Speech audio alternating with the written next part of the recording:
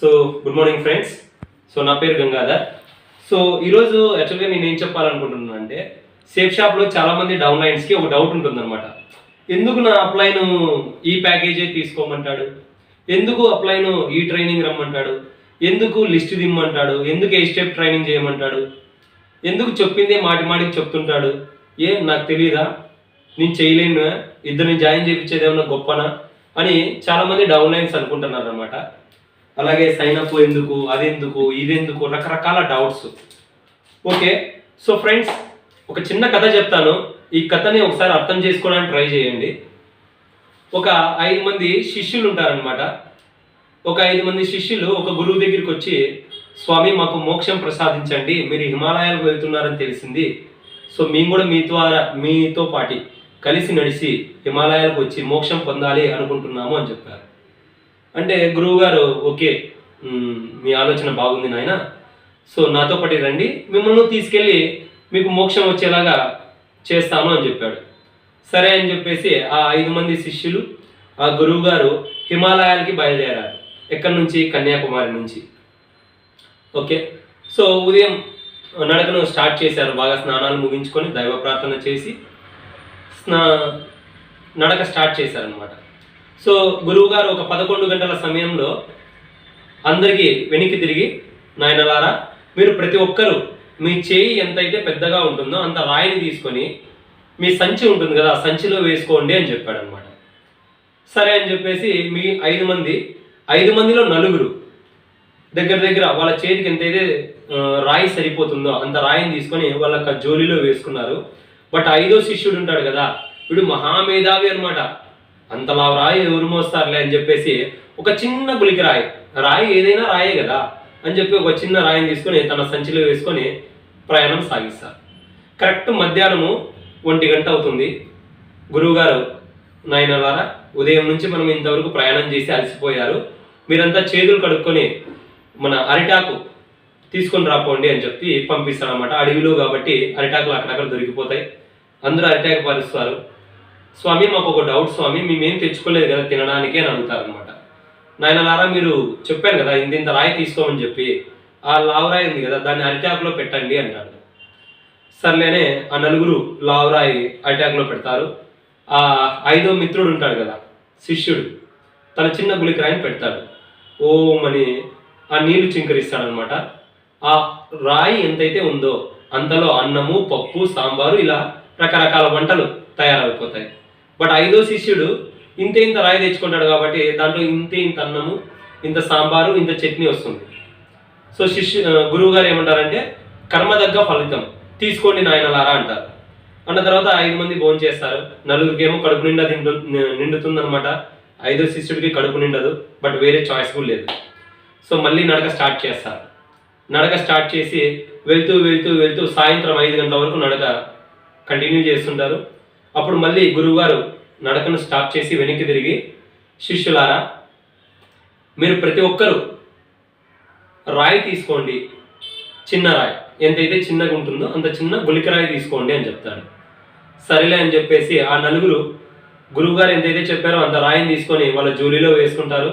But 5వ శిష్యుడు ఏమనుకుంటాడు, ఓహో పొద్దున భోజనము ఇప్పుడు రాత్రి భోజనం కదా, రాత్రి భోజనం ఎక్కువ తినకూడదని చెప్పేసి గురువు గారు చిన్న రాయి తీసుకోమని చెప్తున్నారు, బట్ నేను పొద్దున తినలేదు, ఇప్పుడు తినకపోతే కష్టం కదా అని చెప్పేసి బాగా ఇంతలా రాయిని తీసుకొని జోలిలో వేసుకొని నడక స్టార్ట్ చేస్తారు 5 గంటల నుంచి. అందరికీ చిన్న గులికరాయి కావడం వల్ల వాళ్ళు ఈజీగా ప్రయాణం సాగిస్తుంటారు. ఇది లావు రాయి కాబట్టి కష్టంగా ప్రయాణిస్తుంటారు అనమాట. రాత్రి 7:30 అవుతుంది. నడకను స్టాప్ చేపిస్తాడు గురూజీ. ఇక్కడ విరామం తీసుకుందాము అంటాడు. అంటే 5 మంది శిష్యులు అంటారు, సరే స్వామి ఎక్కడ విశ్రమిస్తాము అంటే, మీ చేతిలో ఏదైతే గులికరాయి ఉందో దాన్ని విసిరండి, అది ఎంత దూరం అయితే పడుతుందో అంత రాజభవనం మీకోసం ఓపెన్ అయిపోతుంది, మీరు అక్కడ వెళ్ళి విశ్రాంతి తీసుకొని భోజనాలు కానిచ్చి పొద్దున్నే వచ్చేసేయండి అని చెప్తారు. సరే గురూజీ మీరు చెప్పిందే మాకు వేదం అని చెప్పి ఆ గులికరాయిని విసురుతారు. ఒకటిది 200 అడుగులు, ఒకటిది 300 అడుగులు పడడం వల్ల పెద్ద పెద్ద రాజా మందిరాలు తయారవుతాయి అనమాట. అక్కడికి వెళ్ళి వాళ్ళు భోజనం చేసి ప్రశాంతంగా రెస్ట్ తీసుకుంటాడు. మిగిలింది ఉన్నాడు కదా చలాకీ కింగ్, ఇంతలా రాయి తెచ్చుకున్నాడు, దాన్ని బాగా ఎత్తి అక్కడే వేసేస్తాడు.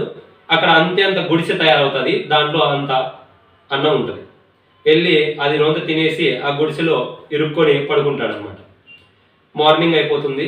మార్నింగ్ అయిపోయిన తర్వాత నలుగురు మిత్రులు ఎలాగో రాజభవనాల్లో బాగా స్నానాలు ఆచరించి సూపర్గా బయటకు వచ్చేస్తారు, అది మాయమైపోతుంది. కానీ ఈ 5 శిష్యుడు ఉంటాడు కదా, ఈ 5వ శిష్యుడు మాత్రం గుడిసెలో నుంచి అలాగే బయటకు వచ్చేస్తాడు. వచ్చిన తర్వాత సేమ్ గురువు కర్మకు తగ్గ ఫలితం. సరే నాయన బయలుదేరదాం రండి అంటాడు. సరే అని మళ్ళీ అందరూ స్టార్ట్ చేసి ప్రయాణం సాగిస్తూ ఉంటారు. సో అదే టైంలో మళ్ళీ ఒకసారి వెనక్కి తిరిగి ప్రతి ఒక్కరు సమానమైన 2 రాళ్ళను తీసుకొని మీ యొక్క జోలీలో వేసుకోండి అని చెప్తాడు ఆ గురువు. సరే అని చెప్పేసి నలుగురు శిష్యులు సమానమైన 2 రాళ్ళు తీసుకొని వాళ్ళ జోలీలో వేసుకుంటారు. బట్ ఈ ఉంటాడు కదా కింగ్, ఈయన ఏం ఆలోచిస్తా అంటే ఓన్ క్రియేటివిటీ. 2 రాళ్ళు ఎందుకు అంటున్నాడు సమానమైనవి?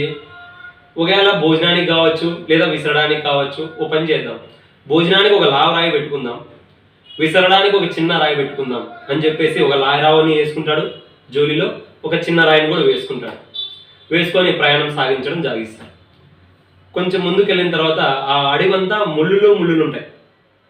సో గురువు వెనక్కి తిరిగి శిష్యులారా, మీరు ఏవైతే 2 గుళికరాలు తెచ్చారో సమానమైనవి భూమి మీద పెట్టండి అని నీళ్లు జుంకరిస్తాడనమాట.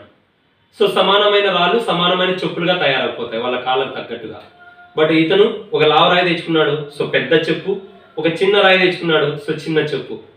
ఒక దాంట్లో కాలు లూజు, ఒక దాంట్లో కాలు టైట్, 2 సరిపోవు అతనికి. వాళ్ళ నలుగురు హ్యాపీగా ముళ్ళుల దారి అయినా కూడా నడుచుకుంటూ వెళ్ళిపోతుంటారు.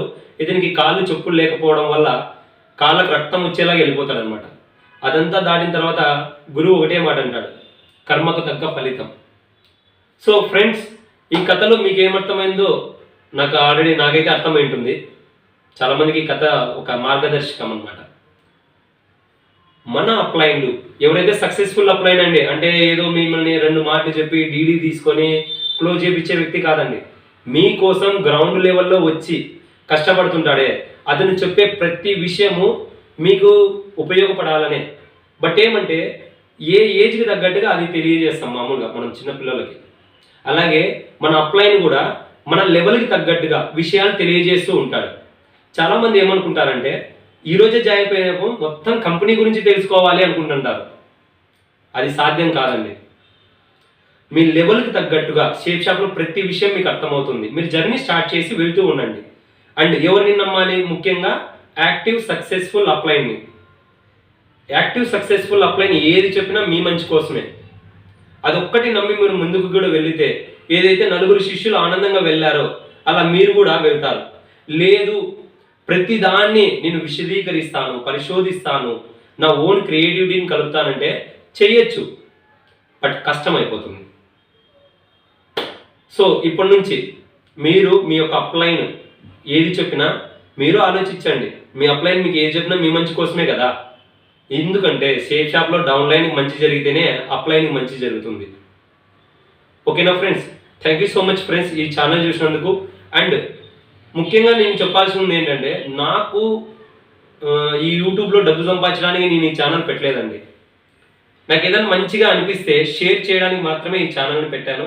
అండ్ సెకండ్ థింగ్ వచ్చేసి, మీరు ఆల్రెడీ వేరే టీంలో జాయిన్ అయిపోతే ఐఎమ్ హ్యాపీ. లేదు వేరే వాళ్ళు మీకు ప్లాన్ చెప్పినా ఓకే, బట్ అనవసరంగా నాకు టైం వేస్ట్ చేయొద్దండి ఫోన్లు చేసి. మీరు వేరే టీం అయి ఉంటే మీకు ఏ డౌట్ ఉన్నా మీ యొక్క అప్లైన్ అడగండి. అండ్ ఆయనకు తెలియకపోయినా ఆయన పైన కనుక్కొని మీకు చెప్తాడు. ఓకేనా? సో మీకు ఏమైనా డౌట్స్ ఉంటే నాకు కాల్ చేయొద్దండి. ఎవరైతే కేవలం కొత్తవారు నా టీంలో జాయిన్ అవ్వాలి, బిజినెస్ స్టార్ట్ చేసుకోవాలి, మంచిగా డబ్బు సంపాదించాలి అనుకున్న వాళ్ళు నన్ను నేరుగా కాంటాక్ట్ అవ్వచ్చు. సో నా మొబైల్ నెంబర్ కింద డిస్క్రిప్షన్లో వెళ్తుంది, చేసుకోండి.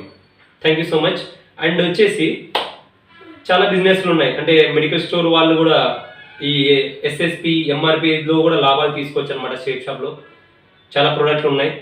సో జాయిన్ అవ్వడం వల్ల చాలా విషయాలు తెలుస్తాయి. ఒకే రోజులో అర్థమయ్యేది కాదండి షేప్ షాప్ అనేది.